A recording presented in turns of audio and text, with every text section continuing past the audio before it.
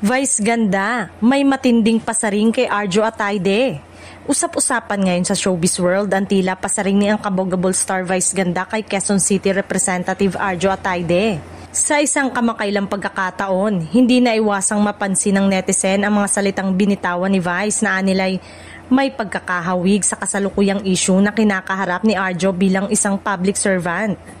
Marami ang nagtanong kung ito ba'y simpleng biro o may mas malalim na hugot mula sa komedyante.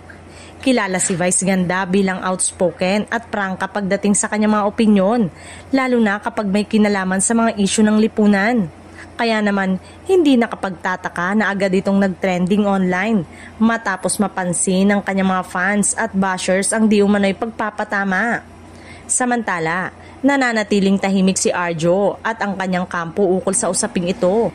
Sa kabila ng mga parinig na ikinakabit sa kanya, abala pa rin ang kongresista sa kanyang mga proyekto para sa distrito. Hanggang ngayon, hati ang opinyon ng netizen. Naniniwalang hindi naman tuwirang tinutukoy ni Vice si Arjo habang ang iba na may kumbinsido na may bahid ng katotohanan ng pasaring. Sa huli, tanging sina Vice at Arjo lamang ang nakakaalam ng tunay na kwento sa likod ng mga kontrobersyal na salitang ito.